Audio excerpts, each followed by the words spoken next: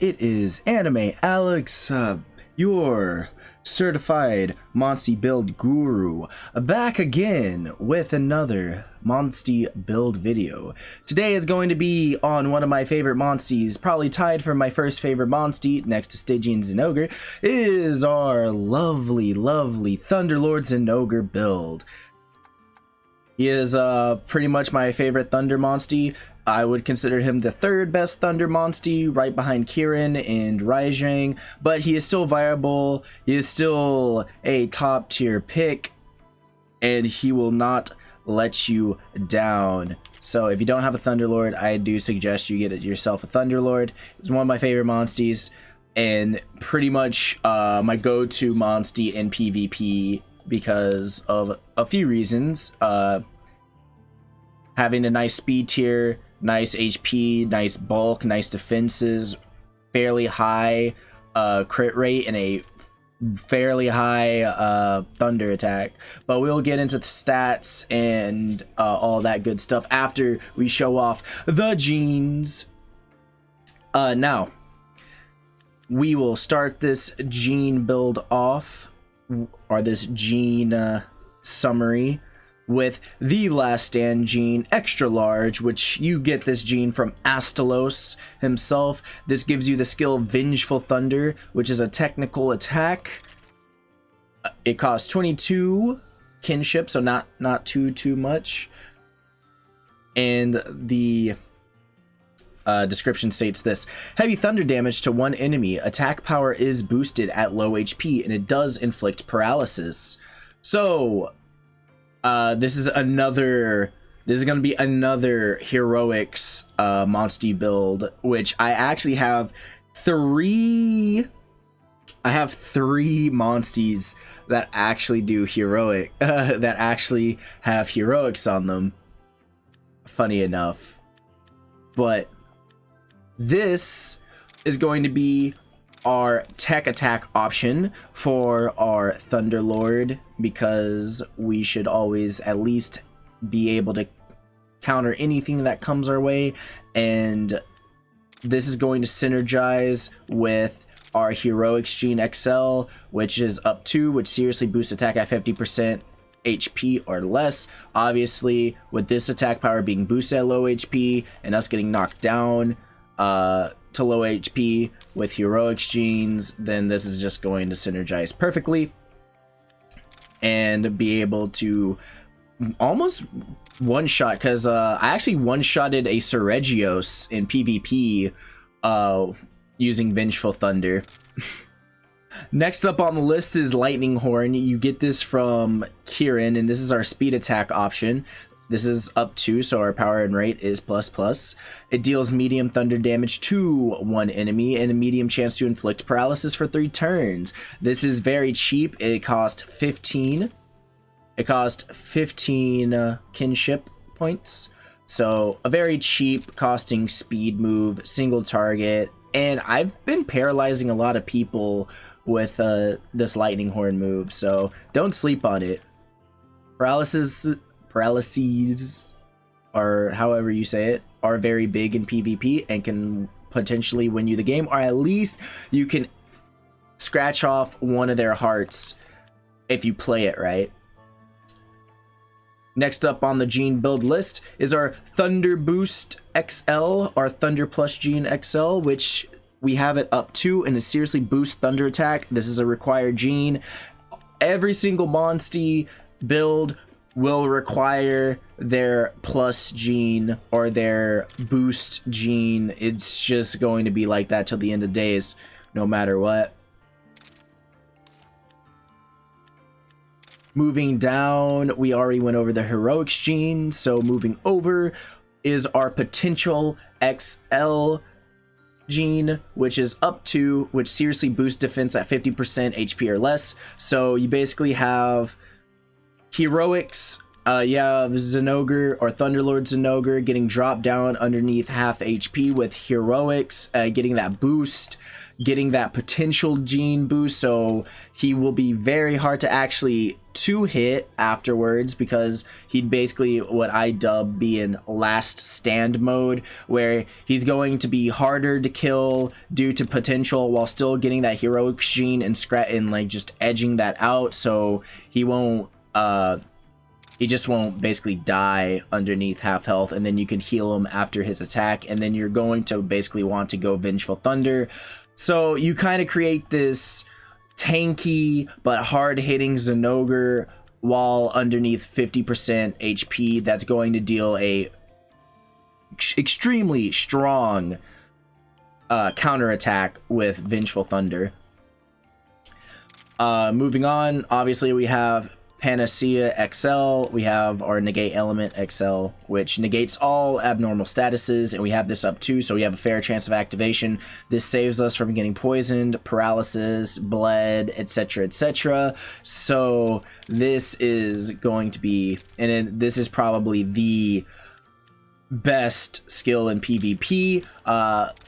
It can work in PvE, albeit not a lot of Bill or not a lot of Monsties are going to like status you, but against things with a lot of status attacks like a Shrouded Nursilla, for example, this will be very, very helpful to go. This will be very helpful, and this will prevent any statuses coming your way, or most likely preventing any statuses coming your way. Moving down here is the Thunderstrike Gene XL. It gives us the attack Thundercrack, and Thundercrack basically allows us to deal heavy thunder damage to all enemies. Low chance to inflict paralysis for 3 turns. Power is up +2, and the rate is up 2+. So yeah, this is just our multi-hit attack. Another power thunder move for a thunder in power bingo that we have. Is going to be our really strong, basically our most expensive attack and our strongest attack, coming in at 41. So that is why we have it. Moving over here is the Thunderclad Gene Large. It gives us Ultra Voltage, which moderately increases our Thunderlord's thunder attack and slightly increases the defense. We do have this at up 2, which the duration goes from 3 to 5. This is also 16 kinship cost, so a pretty fairly cheap buffing move that will moderately increase our thunder attack. I haven't seen any other move or buffing move that will increase our thunder attack by like a great amount or a massive amount, unless we trade this out with Pump Up, or we trade this out with Rajang's Amplify. And if you want to do that, then by all means go ahead and do that. You'll just end up losing out on like 2 thunder bingos. You'll end up losing out on 2 thunder bingos, but if you think the Amplify or Pump Up buff is just better, like just basically worth it, and it works better than the Thunderclad Large, then by all means go for it. But I like the Thunderclad Large because it gives me 2 thunder bingos and moderate, and just increasing our thunder attack by a moderate amount is also really great and useful. And the slight increase to defense is fairly useful, because if we combine this with Potential XL, then we're basically super tanky. So the plan becomes Thunderclad. They'll probably end up hitting Zinogre. Due to the defense, we'll probably mitigate some of the damage to where we will drop comfortably underneath 50% HP or less, and then we'll just be like tanky the next 4 to 5 turns, just going forward, and then we'll be able to strike back really hard.